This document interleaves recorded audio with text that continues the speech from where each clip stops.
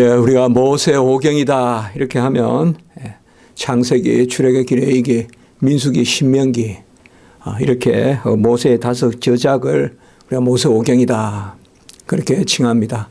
그중에서 창세기는 창조의 때부터 또 언약의 백성들을 세우셔서 하나님께서 인도하시는 그 요셉의 때까지의 그러한 하나님의 백성의 모습들, 행적들을 또 기록하고 있습니다. 그리고 출애굽기는 우리가 이제 지난주까지 보았지만은 그 요셉의 을 필두로 해서 야곱의 가정 70명이 이제 애굽에 내려가서 하나님이 그곳에서 귀한 섭리를 이루시는데 그곳에서 400년 혹은 뭐 430년 그곳에 종살이 하면서 이제 처음에는 그들이 요셉의 덕으로 편안했으나 이제 갈수록 힘든 그런 삶 가운데서 그래도 하나님이 큰 백성을 이루게 하셔서 이제 때가 되어서 모세를 통하여서 불러내는. 그래서 우리가 출애굽기를 보았지만 출애굽기는 크게 보면 요셉 이후로 이스라엘 백성의 애굽의 종살이 그리고 이제 모세를 하나님이 그 중에서 택하는 특별히 3장이나 이럴 때 그런 모습 그리고 이제 출애굽을 시키는 그래서 10가지 재앙과 홍해를 건너는 사건 그리고 이제 광야로 들어와서 그 광야에서 우리가 마라나 엘림이나 그리고 시내산에서 십계명과 율법을 내려주시는 이 출애굽기는 처음 원년에 그러니까 광야 40년 꼭 40년이에요. 하나님이 꼭 다 섭리에 따라 이끄시니까 꼭 광야 생활 40년인데 첫 해 한 해의 그러한 삶을 기록한 것 그것이 출애굽기의 전체 기사입니다. 이제 우리가 보았다시피 출애굽기에서 중요한 것은 금방 제가 조금 말씀을 드렸지만 애굽의 종살이 그리고 출애굽 그리고 광야에서의 그러한 시내산에서의 또 하나님의 율법 수여 그리고 무엇보다도 그 율법의 말씀을 쫓아서 이제 성막, 장막, 해막 뭐 어떻게 불리든 그것을 하나님이 명령하시고 또 그 먼저 모든 기구들을 또 막과 시장 이런 것을 다 먼저 만들고 그리고 우리가 지난주에 이제 39장 40장을 통해서 봤지만은 그것으로 해막을 성막을 다 짓는 것 이제 그까지가 그리고 2년차 첫째 날에 바로 2년차 첫째 날에 2월 1일 바로 2년차 1월 1일에 그 성막 혹은 해막을 하나님께 올려드리는 봉헌하는 그것까지 우리가 말씀을 보았습니다. 우리가 출애굽기는 크게 보면 구원의 어떤 그런 역사적 측면에서 봤을 때는 출애굽은 생명의 구원과 관계된다. 주로 이렇게 많이 이야기합니다.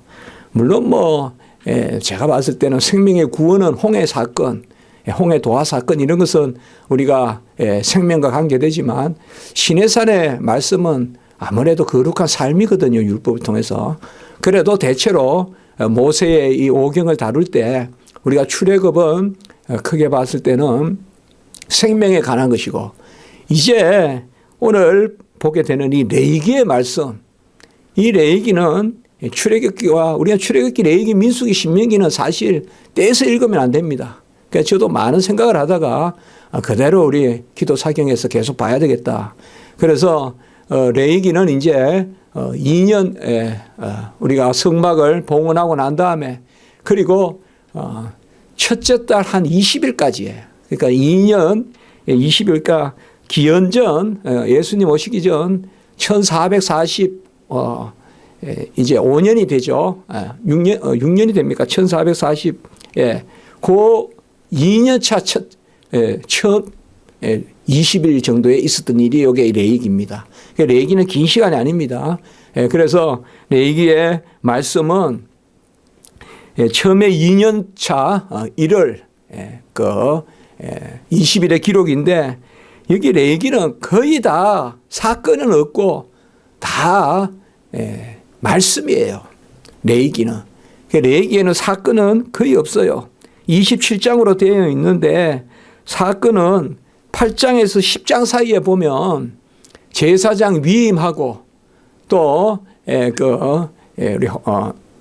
그 제사장의 아들들이 또 잘못 이렇게 범하고 이런 사건이 잠깐 나와요. 8장에서 10장까지. 그거 빼고는 전부 다 여호와의 율법의 말씀이에요. 전체적으로 제사와 절기에 대한 법이 여기에 각 들어 있습니다. 제사와 절기에 관한 법이 들어 있습니다. 이 레위기를 특별히 아까 우리가 출애굽기를 생명이라고 했다면 이 레위기는 생활에 관한 법이다. 생활에 관한 것이다. 이렇게 이제 말씀하는데 엄밀히 말하면 이미 시내산의 모세 언약이 삶의 규범이죠. 우리가 살아가는.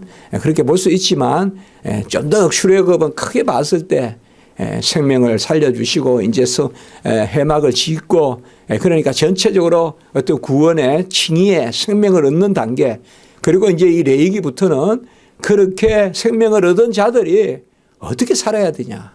그 가장 중요한 것이 바로 제사다, 절기다, 정결례다. 그래서 이러한 것들이 이제 레위기에 꽉 들어차 있는 것을 볼 수가 있습니다.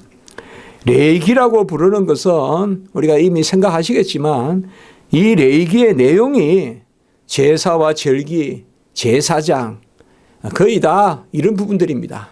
그렇기 때문에 이 주역이 누구예요? 우리가 출애굽기에는 모세가 가장 주역으로 등장한다면 이제 이 레위기에는 모세는 말씀을 나르기는 해요. 모세는 말씀을 나르기는 하지만은 이 레위기의 중심은 레위 지파예요. 레위 지파. 제사장의 일들, 제사장이 제사드리고 제사장이 중요한 일들을 하지 않습니까? 그래서 제사장의 어떤 위임이라든지 또 제사장의 성결 이런 게 또 귀하게 나오고요. 그렇기 때문에 의미적으로 레위기다 이렇게 헬라에서 번역하면서 이렇게 부르는데 히브리 사람들은 이것을 레위기라고 안 하고 히브리 사람들은 항상 첫째 단어로 이야기하거든요. 그래서 오늘 말씀 1절에 보면 모세를 부르시고 할 때 이 부르시고가 첫째 단어예요. 와이크라라고 하는데 그래서 이들은 히브리 사람들은 오늘로 말하면 이스라엘 사람들은 그냥 레위기란 말은 안 쓰고 와이크라다 이렇게 그냥 이야기합니다.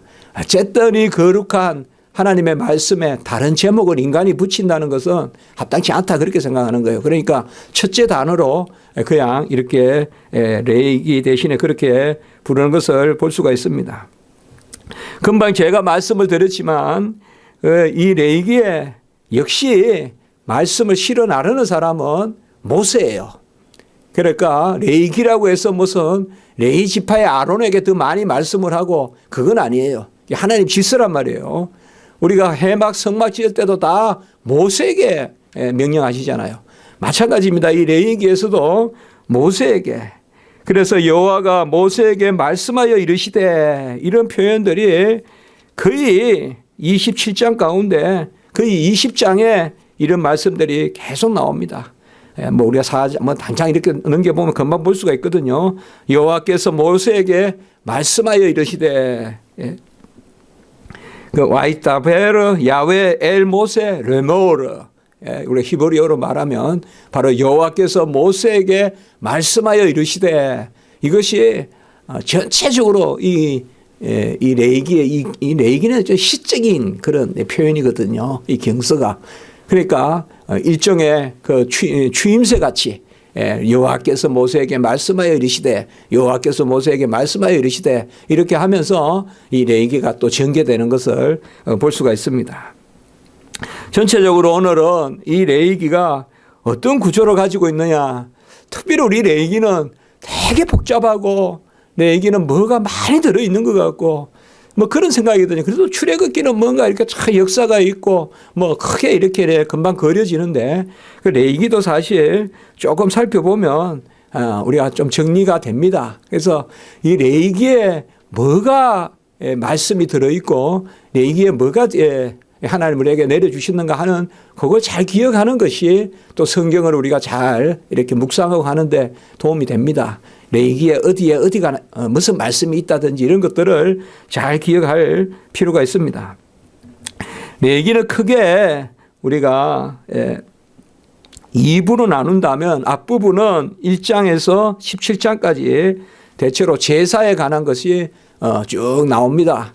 그리고 뒷부분은 18장부터 마지막 크게 그냥 27장까지 나눈다면 거룩한 삶에 관계돼서, 물론 제사도 거룩한 삶이지만 앞부분에 17장까지는 제사에 관한, 바로 제사에 관한 거고, 뒷부분은 이제 거룩하라. 우리가 이제 내가 거룩하니 너희도 거룩하라. 이제 이런 말씀들이 뒷부분에 이제 나타난단 말이에요. 그리고 뒷부분에 중요하게 나타나는 것이 바로 절기가 나타난단 말이에요. 절기가. 물론 절기의 핵심은 제사예요. 절기의 핵심은 제사인데 이 절기는 삶이에요. 그래서 성결한 이스라엘 백성의 삶이에요. 어떻게 보면 절기가 우리나라로 하면 뭐 정월, 뭐 추석이가 똑같은 거예요.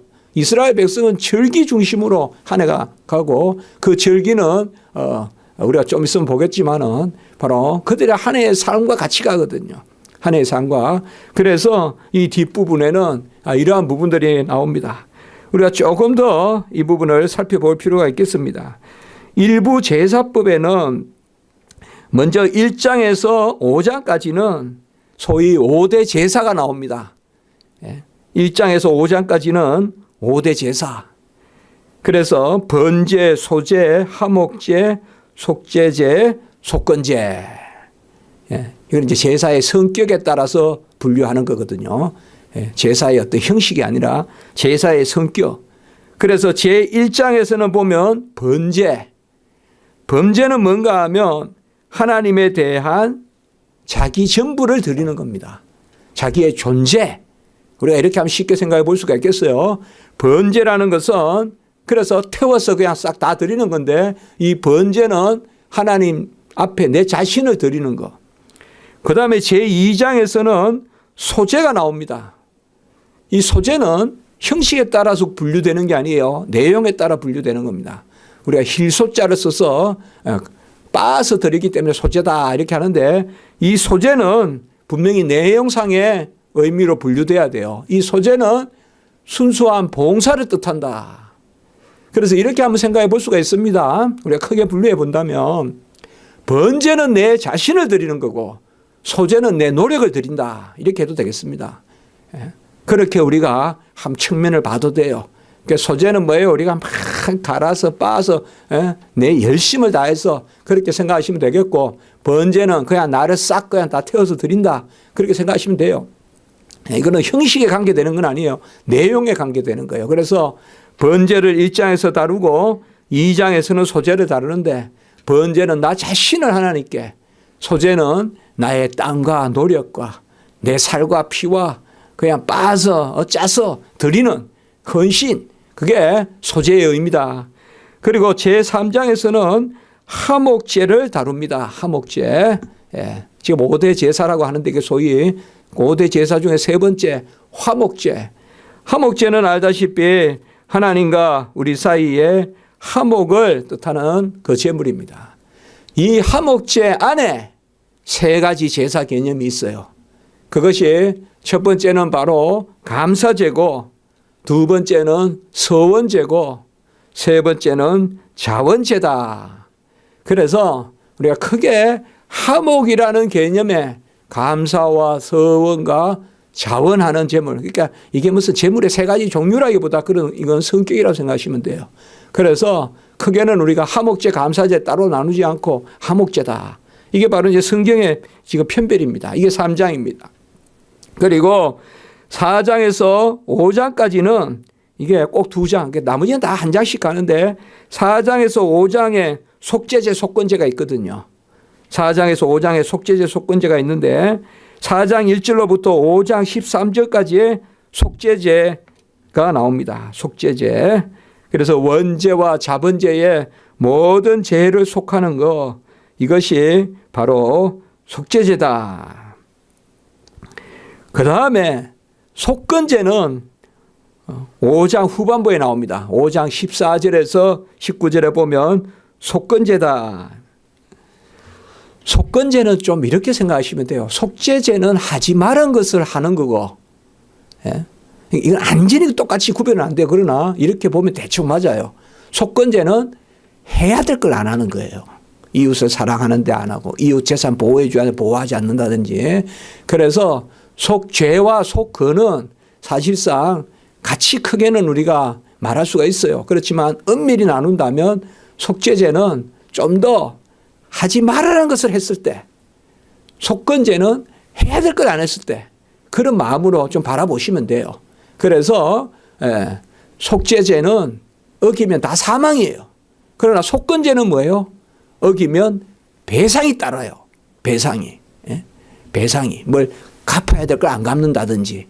그러면 배상이 따르잖아요. 그래서 속죄제에는 배상이 없어요. 속건제에는 배상이 따라요. 배상이 함께 따를 수 있다 이 말이에요. 그래서 이렇게 생각하시면 저도 뭐 신학교 다닐 때 이거 되게 그렇게 생각했는데 조금 이 의미를 쫓아가 보면 우리가 이 5가지 제사가 조금 물론 뭐 더 세세한 것은 이제 우리가 말씀을 보면서 말씀 한 만큼만 아멘하면 되니까 그리고 뭐 우리가 지금 이 제사를 그대로 다 드리자지만 의미를 이제 말씀 그대로 쫓아가면 되니까 그래서 5가지 제사 바로 번제는 나 자신, 소제는 나의 헌신, 노력, 그리고 화목제는 그 안에 감사와 자원과 어떤 그런 서원 이런 개념이 있다. 그 다음에 속죄제는 바로 어기는 것이다. 하지 말라는 것을. 그리고 속건제는 물론 속건제도 어기는 거지만 속건제는 해야 될 것을 의무. 그래서 좀 더 우리가 경성에 있어야 돼. 더 깨어서 이웃도 사랑해야 되고 이런 것도 안 하면 이 속건이 된다 이 말이에요. 속건제물에 해당한단 말이에요. 속건제. 그래서 이 5가지 제사를 먼저 규정하고 있어요. 1장에서 5장까지. 그리고 6장에서 7장은 이것을 또 어떻게 드리는가를 잘 이렇게 설명하고 있어요. 아마 오늘 제가 이렇게 분류한 게 조금 도움 될 겁니다.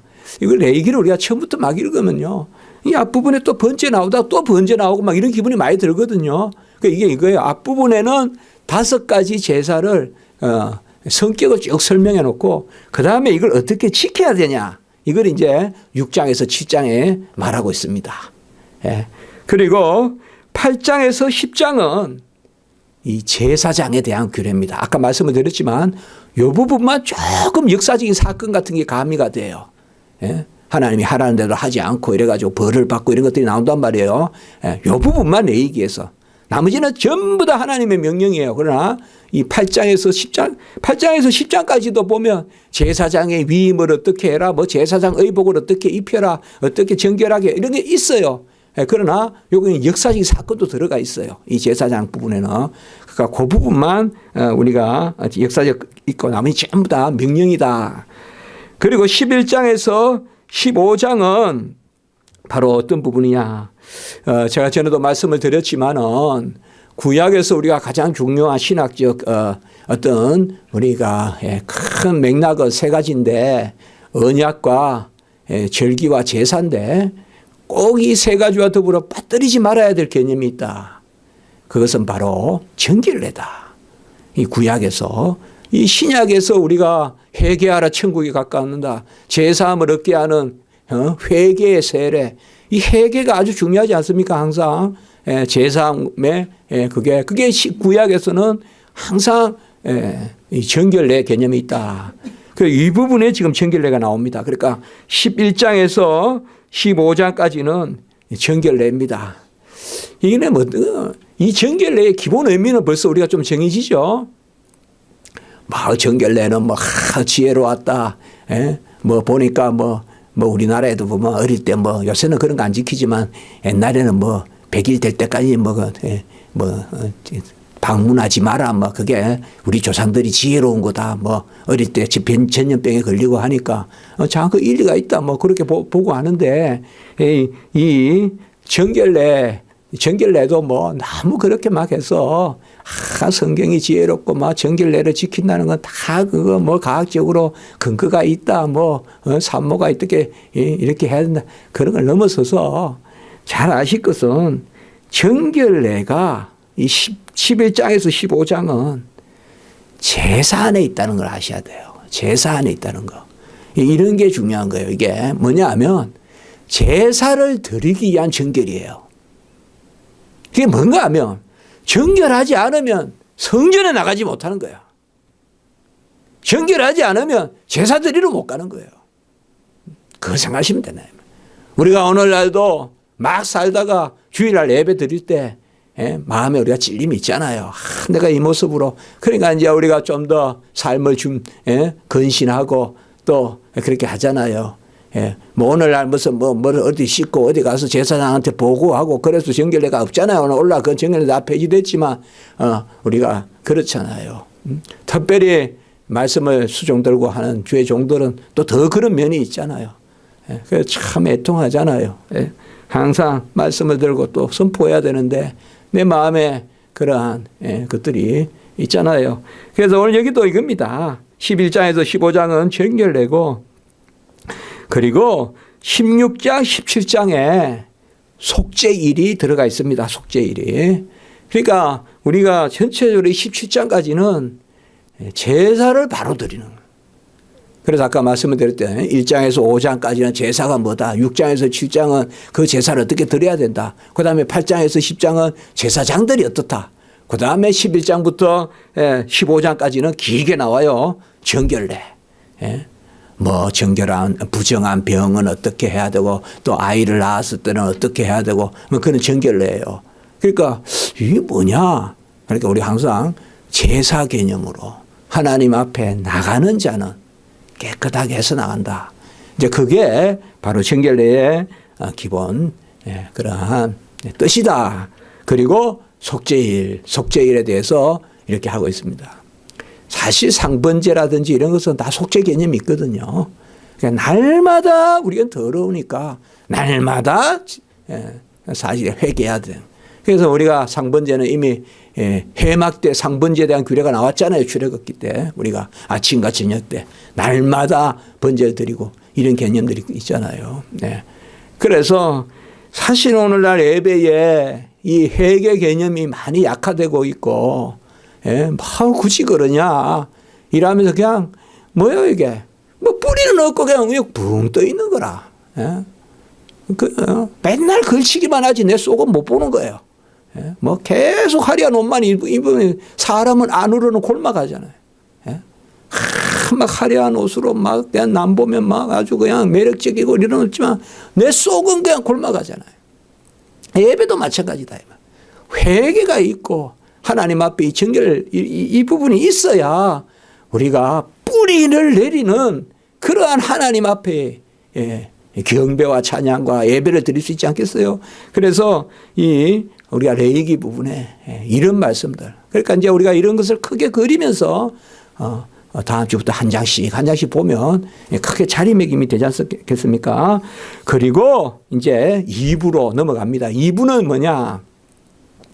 이제는 제사에서 이제 거룩하라, 성결하라, 거룩하라. 뭐 우리가 레위기라면 제일 먼저 떠올리는 게 바로 제사. 그리고 뭐요? 내가 거룩하니 너희도 거룩하라. 바로 이 말씀이잖아요. 바로 이 2부는 바로 그런 부분이다. 그래서 먼저 18장에서 20장까지는 뭐냐 하면 바로 거룩에 대한 명령. 저는 이제 거룩한 명령은 약속을 포함한다. 거룩한 명령은 약속을 포함한다. 당장 먼저 생각해 보면 20장 26절에 보면 너희는 나에게 거룩할지어다. 이는 나 여호와가 거룩하고 내가 또 너희를 나의 소유로 삼으려고 너희를 만민 중에서 구별하였음이라. 제가 몇 주 전에 설교했죠. 바로 거룩은 명령이기 전에 약속이다.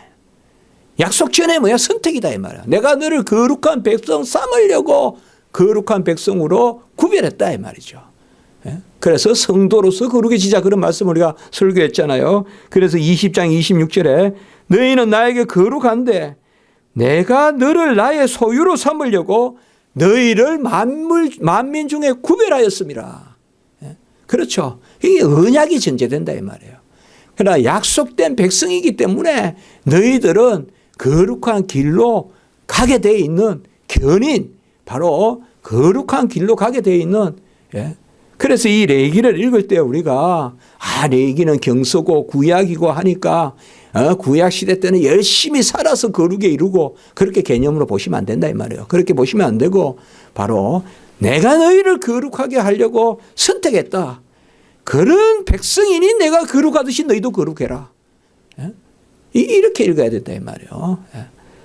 이 레위기의 대충 이 부분에서 우리가 많이 실족해요. 이 부분에서 이 18장 20장 이런 부분에서 그래서 그냥 확 덮어버리고 야, 뭐 어떻게 성경대로 살란 말이냐. 그러니까 구약 시대 때는 뭐 너무 모세 오경은 너무 막 그렇게 명령이 많고 그것만 읽으면 우리가 막 어떻게 그렇게 살란 말이야. 그러면서 이제 구약은 뭐 아니고 신약 시대는 은혜고 이게 자꾸 구약과 신약을 이렇게 또 대조해 보려고 하고 그렇게 하면 안 된다 이 말이에요. 구약과 신약은 구별되지만 그 실체에 있어서는 다르지 않거든요. 그렇기 때문에 이 부분에 있어서 특별히 우리가 18장 5절이라든지 너희는 내 규례와 법도를 지키라.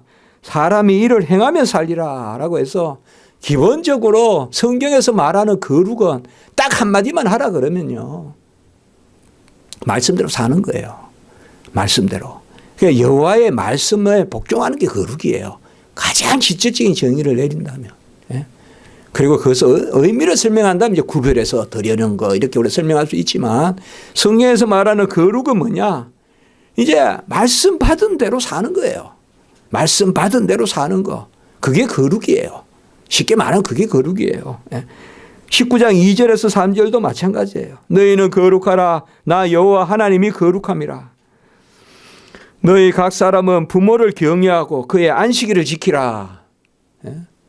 그래서 하나님 사랑의 계명 그리고 이웃 사랑의 계명. 부모를 공경하고 안식일을 지키라. 이게 거룩이에요. 부모 내팽개치고 그냥 어느 구석에 가서 내 혼자 기도만 한다고 거룩 아니다 이 말이에요. 하나님의 말씀대로 그게 거룩이에요.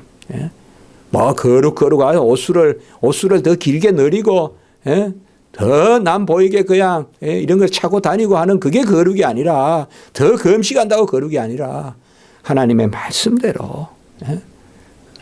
그게 스기관과 바리새인들이 그렇게 거룩하다 하면서 거룩한 척 했지만 우리 주님이 와서 그걸 그냥 탁 그냥 부시잖아요. 해치량 묻습니다 하면서 다 그 잘못된 거룩 개념이라 이 말이에요. 말씀대로 살아야 거룩한데 우리는 스스로 말씀대로 못 사니까 하나님의 은혜를 구하고 그러면서도 애통하면서도 아까 말씀드렸듯이 거룩한 백성으로 삼았다고 언약이 있기 때문에 그걸 믿고 우리가 계속 거룩에 힘쓰고 그렇게 이제 이 거룩 개념이 되겠죠. 그래서 18장에서 20장 요거는 이제 우리가 하여튼 거룩이다 라면 이제 제일 먼저 레위기의 이 부분. 그리고 21장 22장에서는 특별히 제사장의 거룩. 이 부분은 이제 뭐 제사장들은 고기를 어떻게 먹어야 되고 옷을 뭐 이게 제사장이 주로 제사와 관계해서 거룩을 이야기하고 있고 그리고 23장에서 26장까지의 우리가 말하는 소위 7대 절기. 소위 말하는 우리가 3대 절기도 있지만 3대 절기는 이스라엘 장정들이 이스라엘에 와서 디아스포라 할 때 이제 이스라엘에 와서 이제 지켜야 되는 거고 크게 말하면 3대 절기란 말보다는 이 7대 절기가 레위기에서 주시는 절기죠. 그냥 3대 절기가 그때그때 다 이렇게 7대 절기로 같이 연결되어 있는 거죠. 그래서 23장 24장에서 26장까지는 절기인데 특별히 23장에 보면 이 7대 절기가 나옵니다. 뭐 우리가 알다시피 유월절을 첫날이고 그리고 같이 무교절을 지키잖아요. 유월절, 무교절. 그리고 첫 열매 따는 초실절. 그렇죠. 뭐 초실절은 맥추절이라고도 하고 이 초실절. 그리고 오순절. 뭐 오순절은 성경에서 사실 77절로 나오죠. 오순절, 77절. 그리고 이제 7월 달로 가서 뭐예요? 7월 1일이 나팔을 부는 성회로 모이는 나팔절. 그리고 7월 10일이 뭐예요? 대속죄일이죠. 바로 속죄일. 그리고 그때 또 바로 한 주간 지키는 게 뭐예요? 초막절이잖아요. 그러니까 이렇게 보면 3대 절기에 다 이렇게 연결되어 있어요. 여기 7대 절기예요. 요 7대 절기. 요걸 23장에서 말하고 있고, 그리고 24장에서는 등잔불을 이제 우리가 이게 그 등잔대 우리가 이제 봤잖아요. 그 불을 어떻게 관리할 건가. 그 다음에 진설병, 진설 가자도 있고 진설병도 있고, 또 전병도 있고, 그렇죠. 가자도 있고 전병도 있고, 바로 이 진설병을 어떻게 배치하고 할 건가. 이게 날마다 놔야 되거든요. 그 등잔에 불을 어떻게 할 건가. 그리고 25장에 보면 이 거룩 개념이 날과 연으로 가요. 거룩 개념이. 그래서 25장에는 날로 가면 뭐예요? 안식일. 연으로 가면 안식년. 이 안식년과 함께 희년이 있죠. 그래서 안식년과 희년 개념. 그래서 이게 다 거룩의 개념이다. 토지를 거룩하게 하고 쉬게 하고 이 안식년과 이 희년 개념. 그리고 26장에 보면 이러한 거룩한 삶에는 우리가 신명기에도 보면 축복과 저주의 장이 있잖아요. 축복과 저주의 장이라면 금방 신명기 떠올리잖아요. 레위기에도 있어요. 레위기에도 있어요. 레위기 26장이 바로 상과 벌에 관한 장이에요. 그러니까 이건 우리가 신명기와 잘 연결시킬 필요가 있어요. 레위기 26장에 상과 벌에 대한 그런 규정이 나오고, 마지막 27장에 보면 서원 제물이 나와요. 제가 이 서원 제물이 이스라엘 백성에게 참 중요하다는 것을 시편 강의하면서, 우리가 이 금요 기도 사경회 때 시편을 보면 계속 이 나오는데, 시편은 대체로 보면 나는 아무것도 할 수 없다, 답답하다. 여호와는 높고 대단하시고, 그러면서 쫙 예통하고 그 다음에 뭐예요? 기도가 나와요. 기도가 시편에 대충 뭐 다 그런 구조로 되어 있어요. 여호와는 강대하시고 나는 수렁에 빠져 있고, 그럼 기도하는데, 그리고 꼭 기도하고 끝나는 게 아니라 마지막 부분에 보면 시편 강의하면서 그걸 크게 뭐 깨닫는 것도 아니고 그냥 그렇게 가더라고요. 전부 시편이. 마지막에 보면 뭔가 하면 이미 감사를 노래해요. 감사를. 그러니까 기도 막 금방 죽었던 사람이 그냥 살아나요. 그게 뭐냐 하면 이미 된 줄 알고 감사하면서 기도하는 거예요. 이 서원이거든요. 서원. 서원이라는 것은 무슨 조건적 제사가 아니에요. 서원이라는 것은 간단해요. 감사제인데 된 줄, 이미 된 것을 감사하는 게 아니라 미래에 된 것을 땡겨서 감사하는 거예요. 이게 서원제예요. 이 말은 뭐냐 하면 하나님이 그렇게 이루어 주실 줄 믿고 그렇게 이루어 주신 것을 감사하는 거예요. 그러니까 서원제는 하나님과 기분이 택하는 게 아니에요. 오해하시면 안 돼요. 내가 이렇게 바쳤으니 내놓으세요. 이게 아니란 말이에요. 미래에 주시는 것을 미리 감사하면서 지금 감사하는 거예요. 내가 먼저 드리는 게 아니에요. 이것도 역시 서원제도 하나님이 먼저 주시는 거예요.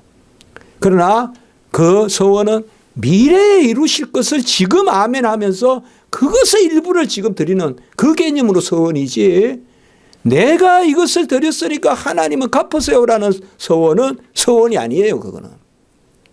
그렇게 서원하면 안 돼요. 그건 세상에서 말하는 무슨 공을 드리는 그런 개념이지 서원 개념이 아니에요. 이 서원이라는 개념이 27장 마지막 장에 나와요. 레위기에. 이게 왜 중요할까요? 가만히 이제 우리가 생각해 보면 모든 삶을 이미 된 줄 알고 지금 감사하는 그 삶이 어떻게 보면 거룩한 삶 아니겠어요? 가장 중요한 거 아니겠어요? 가금만 헤아려서 사는 것이 아니라 미리 될 것을, 언약을, 약속을 지금 된 줄 알고 이미 받은 줄 알고 지금 갚아드리는 지금 그 모습. 그래서 이 서원이라는 것이 갑자기 왜 서원이 나올까? 저도 그런 생각을 많이 해봤는데 그건 아니에요. 이 서원이란 개념은 그런 큰 개념이 있는 거예요. 뭐 요새 무슨 뭐 많은 이야기들 뭐 미래에 대한 어떤 소망이니 그런 많은 신학도 있지만 사실 우리가 서원이란 개념이 미래와 현재를 가장 잘 성도들의 소망을 잘 드러내는 거거든요. 그래서 이게 레위기의 전체 구조입니다. 아마 우리가 이렇게만 하면 크게만 봐도 이제 레위기를 좀 보고 싶고 말이죠. 레위기는 뭐 그저 답답한 그런 게 아니라 레위기 안에 제사가 있고 거룩이 있고 또 그런 여러 개념들이 있다는 것을 우리가 금방 생각하게 됩니다. 바로 이 레위기의 가장 핵심 구절을 한 구절 대라 하면 역시 레위기 17장 11절 생명이 피에 있으므로 피가 죄를 속하니라. 이 대속의 대원칙을 레위기 17장 바로 아까 16장 17장은 속죄일이라 그랬죠. 속죄 부분에서 생명이 피에 있으므로 피가 죄를 속한다. 이게 이제 히브리서 우리가 가면 뭐요? 피 흘림이 없이 제사함이 없다. 그러니까 레위기 17장 11절이 가장 저는 중요한 구절 아닌가. 뭐 꼭 이렇게 우리가 나눌 때 한번 중요한 구절 생각해 보는데요. 그리고 가장 중요한 단어는 거룩이라고 볼 수가 있고 이 레위기 17장은 구속사적으로 중요한 구절이지만 전체적인 내용의 배경이 되는 구절은 뭐냐. 그것만 우리가 한번 살펴보고 마칠게요. 26장 12절 한번 봅시다. 26장 12절. 저는 그렇게 한번 생각해 봅니다. 26장 12절이 레위기의 가장 중요한 그러한 구절이다. 그러니까 가르침의 핵심은 이 레위기가 안고 있는 어떤 구속사적 개념, 제사의 구속사적 개념, 이제 우리가 계속 보겠지만은 예수님이잖아요. 생명이 피에 있고 피 흘림이 없으면 제사함이 없는 그게 바로 레위기 17장 11절이라면 자 26장 12절 같이 한번 읽어볼까요? 26장 12절 시작. 나는 너희 중에 행하여 너희의 하나님이 되고 너희는 내 백성이 될 것이니라. 제가 이 짧은 구절 지나칠 수도 있는 구절에 왜 이렇게 크게 방침을 짓는가 하면 이게 바로 언약이거든요. 나는 너희의 하나님이고 너는 나의 백성이다. 그리고 내 안에서 행하라. 그러니까 너희가 내 안에서 거하면서 나는 너희 중에 행하고 너희는 너희의 하나님이 되고 너희는 내 백성이 된다. 이게 바로 영생 개념이고 언약 개념이고. 그래서 거룩이든 제사든 우리가 뭘 어떻게 한다 이게 아니라 언약 백성으로서 바로 우리 안에 친히 행하시는 하나님, 그리고 하나님은 우리의 하나님이시여 우리는 그의 백성된 자로다. 이 바로 언약의 영생 개념이거든요. 그러니까 이런 구절들을 우리가 잘 새기면서 자리매김하면서 레위기를 읽어야지. 아까 그런 거 그래야 우리가 중심이 잡히지. 레위기는 그저 뭐 그냥 의식으로 막 그냥 형식으로 해서 아이고 이 레위기는 뭐 꼭 읽어야 됩니까? 막 이렇게 이야기하고 그건 아니다 이거죠. 너무나 중요한 말씀들이 레위기에 있다. 한번 기도드리겠습니다. 거룩하고 자비로우신 하나님 아버지, 귀한 말씀 오늘의 레위기 아버지와 전체 말씀을 우리가 살폈습니다. 하나님 아버지, 이스라엘 백성이 홍해 건너서 생명 얻어서 이제 그들이 아버지 여호와께 제사 드리는 그 제사의 민족, 절기 지키는 절기의 민족이 되게 하셔.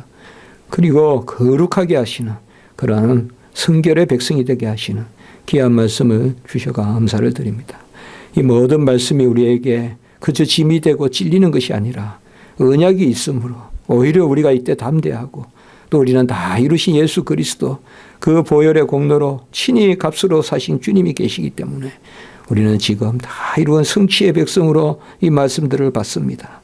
오히려 하나님 아버지여, 우리가 이 신약 시대 때 더욱 이런 하나님의 말씀의 뜻을 잘 새겨서 우리가 온전한 하나님께 예배 제사 드리고 온전히 하나님께 구별되어 드려지는 거룩한 삶을 사는 그런 자녀들로 설 수 있도록 인도해 주시옵소서.